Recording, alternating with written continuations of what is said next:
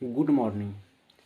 क्या आपको मालूम है कि एक किसान जो होते हैं जब गेहूँ को बीज को देखने के बाद उसको नाम धरते हैं कि 274 271, और उस गेहूँ के विषय में उनको पता रहता है कि उस गेहूँ को कब बोना है और उसको कब उसमें सिंचाई करना है, निराई करना है, और उसके विषय में उनके पास पूरी जानकारी रहता है। और कितने दिनों के बाद वो फसल तैयार होगा, फसल को कैसे तैयार करेंगे, ये किसान को पता होता है। ठीक उसी प्रकार से दोस्तों, क्या आपको यह लगता है कि अंक ज्योतिष जो विज्ञान है उसमें और शोध खोज की ज़रूरत होनी चाहिए। अंक ज्योतिष दो तरह से देखी जाती है, एक जन्म के बाद, लेकिन इसको देखना चाहिए जन्म से पहले।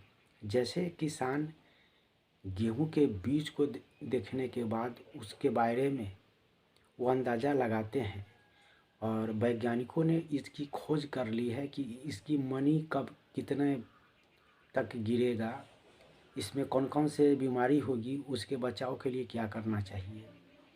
ठीक उसी प्रकार से मानव का जिस दिन वह जीवात्मा जब शरीर में प्रवेश करता है वह दिन बहुत ही इम्पोर्टेंस होता है कि जीवात्मा जब किसी के शरीर में वो प्रवेश कर गया और वह अपने ही दिनों में 9 महीने के बाद वह निकलेगा, तो उस पर किसी का अधिकार नहीं होता है कि मंगलवार के व्यक्ति जो जन्म लेते हैं वह सोमवार के क्यों नहीं लिए, और सोमवार को जो व्यक्ति जन्म लेते हैं वो मंगल को क्यों नहीं लेते हैं। आखिर उस व्यक्ति का जन्म खास दिनों में ही क्यों होता है, खास तारीखों में क्यों होता है, खास महीने में क्यों होता है। यही सारी सवालों का जवाब आपका अंक ज्योतिष में है कि अगर कोई जातक किस नक्षत्र में उनका आगमन हुआ तो आप उस चीज़ को देखेंगे कि उनको भविष्य कैसा होगा। अंक ज्योतिष पूरी एक विज्ञान है और यह समझने और परखने की चीज़ है। तो दोस्तों, मैं आपसे एक प्रश्न करता हूँ कि मंगल के जातक जो होते हैं, आखिर मंगल को ही क्यों उनका जन्म होता है, बुध के क्यों नहीं होता है, एक दिन पहले या एक दिन बाद क्यों नहीं होता है, मंगल को ही क्यों होता है। और उनको दूसरे जातक जो होता है उनके से संबंध किसी से अच्छा होता है, किसी से बुरा होता है, क्यों अच्छा होता है और क्यों बुरा होता है, इसी का अध्ययन अंक ज्योतिष कहलाता है। और इसी वीडियो में इस चीज़ को समझेंगे। दोस्तों, अगर आपका जन्म किसी भी महीने के 9, 18, 27 तारीख के जन्म में जातक हैं तो आप मंगल प्रधान व्यक्ति हैं। 9 जो मूलांक है उसको अंक ज्योतिष में मंगल का स्थान दिया गया है। 18, 8, 1, 9 जो होती है वो भी मूलांक 9 हुआ, और 27, 2 और 7 वो भी मूलांक 9 हुआ। तो अंक ज्योतिष के हिसाब से 18, 27 और मूलांक 9 ये तीनों समान रूप से हुए। मंगल जो होते हैं युद्ध के देवता होते हैं। मंगल प्रधान व्यक्तियों का जो जीवन जो होता है वो रक्षा करना होता है, और उनकी जो कद-काठी देखेंगे वह थोड़ा सा गठीला होता है, उनकी आवाज़ जो होती है रोबीला होता है। मंगल के सामने सभी जातक के व्यक्ति सहज महसूस नहीं करते हैं। मंगल वाले जो व्यक्ति जो होते हैं वह युद्ध के प्रेमी होते हैं, और उनके शरीर में एनर्जेटिक पावर होता है। कोई ऐसा कार्य जो करेंगे वह एकदम बिल्कुल परफेक्ट कार्य को करेंगे। और देखेंगे कि मंगल जो होती है, नवमी जो होता है, दुर्गा का पूजा की जाती है, और दुर्गा माता जो हैं पूरे हथियारों से लैस हैं, नौवीं कंप्लीट दिन जो होता है, 8वीं को कृष्ण का जन्म हुआ था और 9वीं को दुर्गा का जन्म हुआ था। तो देखेंगे कि 8वीं वाले व्यक्ति जो होते हैं वह शांतिदायक होते हैं। गुरु नानक जी का भी जन्म 8वीं का है और कृष्ण का भी 8वीं का है। और 9वीं वाले व्यक्ति जो होते हैं वो पराक्रमी होते हैं। तो मैं अंक ज्योतिष से मैं यही बात आपको समझाना चाहता हूँ कि अगर आप मंगल के जातक हैं, आपका मूलांक 9 है, तो 9 ही क्यों है और 9 का बेनिफिट आपको क्या मिलेगा। वैज्ञानिक खोज करता है कि कारण क्या है, क्यों और कैसे, और इसका जो होता है ज्योतिष खोज करता है कि इसका प्रभाव क्या होगा। तो मैं प्रभाव की बात कर रहा हूँ कि अगर आप मूलांक 9 वाले हैं तो 9 वालों को बेनिफिट क्या मिलेगी, और आपका मूलांक 9 है तो 9 के अंतर्गत क्या क्या बेनिफिशियल मिलेगी जो अन्य मूलांक वालों को नहीं मिलेगी, वह सिर्फ मूलांक 9 वालों को ही मिलेगी। 9 वालों को कौन कौन से कार्य करनी चाहिए जिसमें उनकी ख्याति प्राप्ति होगी। मूलांक 9 वालों का स्वभाव कैसा है, कैसे समझेंगे कि यह स्वभाव जो है नेचुरल है और नेचुरल है, कैसे समझेंगे। इस सारे प्रश्नों का जवाब अंक ज्योतिष के माध्यम से दिया जा सकता है। और जब अंक ज्योतिष में प्रवेश करते हैं तो पर दरत वह यह खुलते जाता है। तो इस चीज़ों को समझने के लिए आपको धैर्य रखना होगा। और अब आते हैं अपनी विषय वस्तु पर। मूलांक 9 वाले जो व्यक्ति जो होते हैं उनके लिए दिन जो बनता है हर सप्ताह के मंगलवार बनता है, और सहयोगी जो दिन जो होता है वह गुरुवार बनता है और शुक्रवार बनता है। सप्ताह के 3 तारीख जो होती है 3, 6, 9, यह इनके लिए बहुत ही बढ़िया होता है। तो देखेंगे कि 3, 6, 9, 12, 15, 18, 21, 24, 27 के जो तारीख है मंगलवारों के जन्मे जातक या मूलांक 9 वालों के लिए बहुत ही अनुकूल यह तारीख है। जब हम देवता की बात करेंगे तो मंगल के जन्मे जातक को या मूलांक 9 वालों को हनुमान की पूजा करनी चाहिए। हनुमान आध्यात्मिक में मंगल के देवता के रूप में माने जाते हैं। तो मंगलवार को हनुमान चालीसा पढ़ना चाहिए, वो भी ज़ोर ज़ोर से पढ़नी चाहिए। और हनुमान के आचरण जो है उनको अपनाना चाहिए। जैसे हनुमान जी जो थे वो शाकाहारी थे। दोस्तों, आप यह नहीं समझेंगे कि मूलांक 9 के जातक हैं तो आप मांसाहारी कर सकते हैं, ऐसा कहीं बात नहीं है। आप का जीवन जो है आध्यात्मिक दृष्टिकोण से होनी चाहिए, और आध्यात्मिक दृष्टिकोण से हिंदुओं के धर्म में मांस मछली वर्जित है। तो बहुत से लोग यह समझते हैं कि मंगल के लोगों को मांस मछली खाना चाहिए। बिल्कुल नहीं खाना चाहिए दोस्तों। मंगल के जातक जो होते हैं वह पराक्रमी होते हैं, वह एनर्जेटिक होते हैं, और पर्यावरण में जो भी चीज़ लाल देख रहे हैं वो सब मंगल के कारक है। जो भी चीज़ों को आप लाल देख रहे हैं उसमें क्या है, लाल कण जो बोलते हैं वो लाल कण है। तो मंगल वाले जो व्यक्ति जो होते हैं एनर्जेटिक होते हैं, तो अपनी ऊर्जा को, अपनी शक्ति को वह कंट्रोल करके रखें, अपने वर्क में वह लगाएं और वो अपने ही दिनों में वो कार्य करें, तो देखेंगे कि सफलता बढ़ जाएगी। मंगल के जातक जो होंगे अगर बढ़िया वह सर्जन हो सकते हैं। मंगल के जो भी जातक जो हैं वो मंत्री हो सकते हैं, और किसी कंपनी में वह सहायता कर सकते हैं। ये आपके ग्रह के अनुकूल हैं। और दूसरे ग्रह जिनका जन्म किसी भी महीने के 8, 17 और 26 तारीख को हुआ है, तो उनके साथ मंगल वालों का संबंध कैसा होगा। 8, 17, 26 के जो जन्मे जातक होते हैं वह मूलांक 8 हुआ उनका, और वो शनि के जातक हुए। शनि ग्रह जो है शनि शनि मतलब होता है कि धीरे धीरे चलते हैं, और मंगल के जातक जो होते हैं वो तेजी में चलते हैं। तो दोनों को आपस का जो संबंध जो होता है वह देखेंगे कि अलग अलग होता है, और उस ग्रह के लोग जो है उन लोगों का संबंध आपस में अच्छा नहीं होता है, क्योंकि एक जो है मंगल वाले जो होते हैं बहुत ही फुर्तीला होते हैं, और वो अपना कार्य को बहुत सा जल्दीबाजी में करना चाहते हैं। लेकिन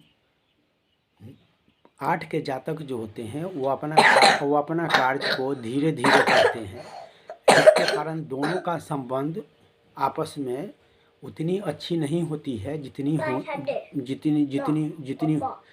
होनी चाहिए।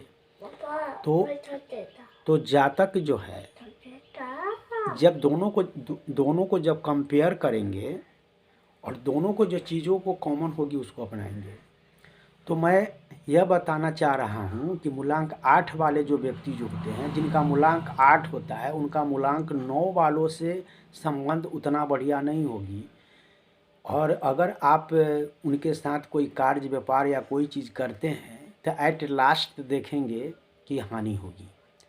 वह संबंध अधिक दिनों तक नहीं चल पाएगा। यह ग्रहों को अनुकूल बातें हैं, और इसको आप आजमाने की बात है। तो आपके परिवार में जो भी व्यक्ति हैं अगर मूलांक 8 वाले होंगे और आप मूलांक 9 वाले हैं, तो आप परिवार के ही सदस्यों से देखिए कि उनका संबंध आपके साथ कैसा है, या आप इस चीज़ को ढूंढेंगे कि आपके इर्द गिर्द जिनका मूलांक 8 है उनका संबंध आपके साथ कैसा है। अगर आपका मूलांक 8 है तो मूलांक 9 वालों को देखेंगे कि आपके साथ उनका संबंध कैसा है। दोस्तों, ये वीडियो कॉमन मैं बनाता हूँ, इसका अर्थ है कि जो जातक देख रहे हैं मुझको पता नहीं है कि वो किस मूलांक के वो व्यक्ति हैं, इसलिए यह आपको देखने और समझने के लिए यह चीज़ों को मैं आपके सामने प्रस्तुत करता हूँ कि आपका जो मूलांक जो भी हो, अगर आपका मूलांक अगर 9 है तो आप देखेंगे क्या कि अंक ज्योतिष में 9 जो होता है अंतिम अक्षर है। इसका क्या अर्थ होता है कि आपका अगर जन्म 9 तारीख को हुआ है तो आपका अंतिम ग्रह के व्यक्ति हैं। 9वां ग्रह जो होता है वह मंगल है। तो इसका अर्थ क्या हुआ, जितना आप इम्पोर्टेंस देते हैं पहला का उतना ही इम्पोर्टेंस देना होगा अंतिम का, क्योंकि अंतिम वाले जो व्यक्ति जो होते हैं बहुत ही इम्पोर्टेंस होते हैं। वो आए तो बाहर और चले गए तो बाहर। क्या आपने कभी यह देखा है कि कोई नेता जो आते हैं वो अंतिम समय में आते हैं, जो सबसे श्रेष्ठ व्यक्ति होते हैं, और बहुत ही जल्दी वह चले जाते हैं। जैसे ही चले जाते हैं तो सभा समाप्त हो जाती है। अंतिम समय में जो आने वाले जो व्यक्ति होते हैं वो बहुत ही वो श्रेष्ठ होते हैं। और आप देख लीजिए, गौतम बुद्ध का विष्णु के जन्म के अनुकूल ये 9वां अवतार है, राम का 7वां अवतार है, कृष्ण का 8वां अवतार है। तो जैसे ही अवतारों की फर्स्ट सेकेंड थर्ड को आप देखेंगे तो देखेंगे कि 7 वाले जो व्यक्ति जो होते हैं वो बहुत ही अद्भुत होते हैं।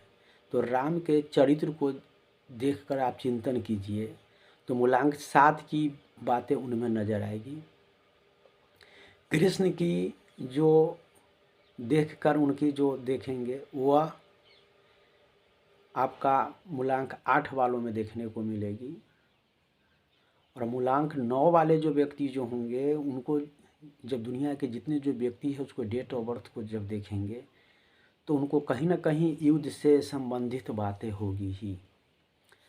आपको यह जानकर आश्चर्य होगा कि प्रथम विश्व युद्ध, द्वितीय विश्व युद्ध लड़ी गई है और जो भी देश जीतने वाला था उसके झंडा में लाल रंग था, और जितने भी हारने वाले देश था उसके झंडा से लाल रंग का गायब था। इसका क्या प्रभाव हो सकता है दोस्तों, क्योंकि मैं तो प्रभाव की ही बात करता हूँ। विजेता जो देश थे वो लाल से कहीं ना कहीं प्रतिनिधित्व करने वाले थे, और जो हारने वाले जो थे उनमें लाल गायब थी। ये चीज़ जो होती है बहुत ही आध्यात्मिक चिंतन की बातें हैं, और अब परखने की जो चीज़ें हैं। आज रसिया जो लड़ रहा है उसका भी झंडा, उसका भी टोपी लाल ही है, और कितने दिनों से युद्ध चल रही है आपको मालूम ही है। ये लाल रंग की व्याख्यान कम नहीं होगी, और प्रकृति में भी लाल रंग की आवश्यकता है। लाल रंग का इस्तेमाल रेलवे ट्रैक पर भी देखते हैं कि जैसे ही लाल रंग का बत्ती बढ़ता है वैसे ही सारे लोग अलर्ट हो जाते हैं, और जैसे ही हरा की बत्ती मिलती है तो ऐसे ही लोग चलने लगते हैं। तो वहाँ भी उसका इस्तेमाल होती है। सूरज उगते हैं उस समय भी वो लाल रहते हैं, और डूबते हैं उस समय भी लाल रहते हैं। बीच के जो टाइम में होती है उनमें चमक होती है, लेकिन शुरुआत समय एकदम लाल नज़र आते हैं। ये लाल क्या है, ये एक अध्यात्म का विषय है, एक रहस्य है। जब आप इसको समझेंगे, जब महसूस करेंगे, जब परखेंगे, तो पर दर परत आप इसमें प्रवेश करेंगे और खुद इसका अनुभव करेंगे कि मैं क्या कहना चाहता हूँ और आप क्या समझना चाहते हैं। तो आज मैं अपनी विषय वस्तु में मैं यह समझाना चाह रहा हूँ कि मूलांक 9 वाले अपने को श्रेष्ठ समझे, और मूलांक 9 वालों जितने जो व्यक्ति हैं वह बहुत ही श्रेष्ठ व्यक्ति होंगे। आपका जन्म किसी का रक्षा करने के लिए हुआ है, और आपका जो पुरुषार्थ है वह वीर की तरह होनी चाहिए, और आपका जो जन्म जो हुआ है वो नॉर्मल जन्म नहीं हुआ है। इस चीज़ों को आप समझेंगे कि कोई मूलांक के व्यक्ति न बड़ा है न छोटा है। इसके विषय में मैं एक कहानी बता रहा हूँ कि मूलांक 1 ने मूलांक 2 वालों दोनों बैठे हुए थे। तो एक को मूलांक 2 ने एक थप्पड़ मारा, तो मूलांक 1 ने पूछा कि हमें क्यों मारा। तो मूलांक 2 ने कहा कि हम तुमसे बड़ा है इसलिए मैंने तुम्हें मारा। वहाँ जितने जो व्यक्ति थे सभी ने एक दूसरे को मारा और कहा कि मैं बड़ा था तो मैं बड़ा था। उसी बीच कहीं कोने में मूलांक 0 था जो बैठा हुआ। तो उसने देखा कि उसको किसी ने नहीं मारा, लेकिन एक कोने में बैठा हुआ था। तो मूलांक 1 वाले जो व्यक्ति जो थे मूलांक 0 वाले को बैठाए बगल में, तो वह 10 हुआ और उनकी पावर बढ़ गई। तो मूलांक 1 वालों ने ये अनुभव किया कि जैसे ही 0 को उन्होंने बगल में स्थान दिया तो उनकी पावर बढ़ गई। ठीक उसी प्रकार से आपके जीवन में जब किसी चीज़ को आप सेलेक्ट करते हैं तो आपकी पावर को बढ़ जाती है, और आप उस चीज़ को अपने दैनिक जीवन में इसको इस्तेमाल करें। जिस प्रकार 0 आके दाहिने तरफ 1 का मान 10 गुना बढ़ा दिया,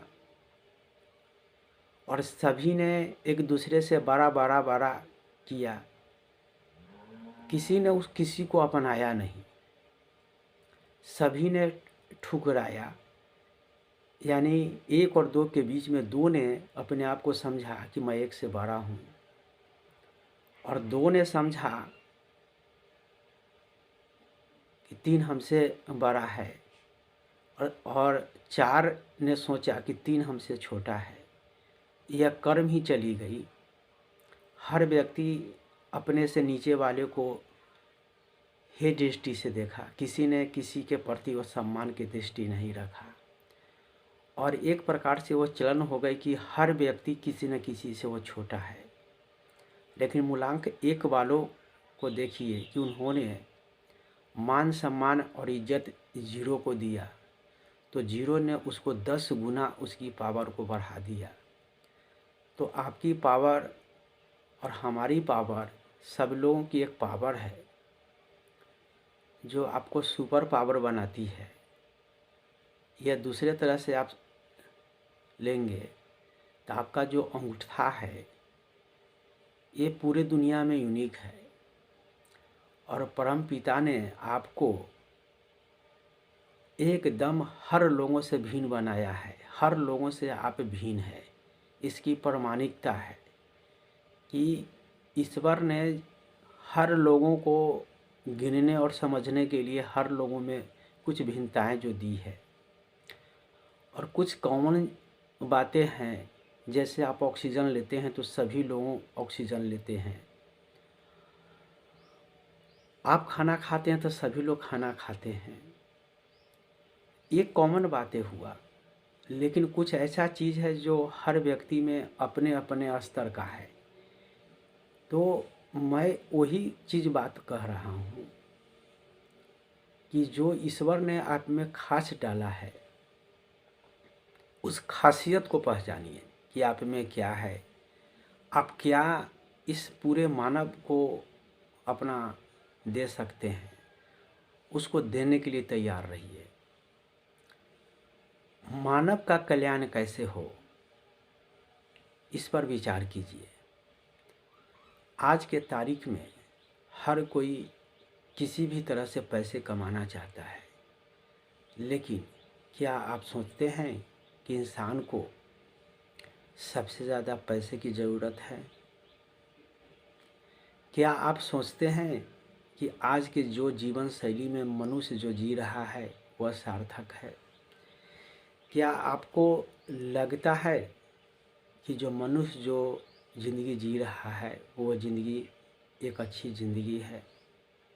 दोस्तों, आप अगर किसी गांव में रहते हैं तो आपका गांव के लोगों की जो एक सोच होगी वो भात के प्रति होगी, और अगर राज्य की बात करेंगे तो जात की बात होगी, और देश की बात करेंगे तो धर्म की प्रति होगी। दोस्तों, एक सूरज है, एक धरती है, और हम उनके संतान हैं। तो हम लोगों की जो सोच होनी चाहिए वह मानव कल्याण के लिए होनी चाहिए। मैं आपको एक कहानी सुनाता हूँ। आप अगर बीमार हैं और आप किसी डॉक्टर के पास जाते हैं, उस समय नहीं पूछते हैं डॉक्टर से कि आपका धर्म क्या है, आप किस मजहब से आते हैं। आप अपना कल्याण करना चाहते हैं, और डॉक्टर जो होते हैं वो मरीजों को देखते हैं तो वो नहीं पूछते हैं कि किस धर्म से वो आते हैं। इसका अर्थ है कि अपने समाज से, अपने जात से, अपने धर्म से उठकर जो कार्य आप कीजिएगा वो मानव कल्याण के लिए होगा। तो मानव कल्याण सबसे बड़ा कल्याण है। हर धर्मों का यही संदेश है कि ईश्वर की सेवा करना सबसे बड़ी सेवा करना है। गरीबों की सेवा करना सबसे बड़ी सेवा है। तो गरीब जो व्यक्ति हैं, जिनको वाकई में आपकी ज़रूरत है, आपकी सहायता की ज़रूरत है, आप उनको उनके ज़रूरत के अनुकूल मदद कीजिए, और ये मानव कल्याण में आप सहयोग का पात्र बनिए। और मैंने बोला कि थोड़ा सा एक इंसानियत पर बातें कीजिए, धर्म पर नहीं, और जिससे मानव का कल्याण हो उस कार्य करने के लिए सोचिए। ईश्वर ने सभी लोगों को एक खास तरह के नवाजा है।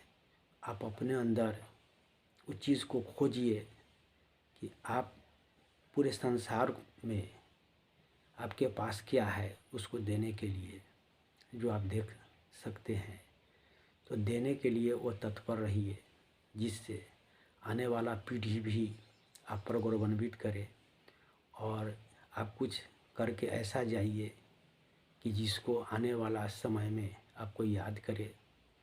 ईश्वर ने बहुत ही आपको यूनिक रूप में बनाया है और यूनिक पर्सन है।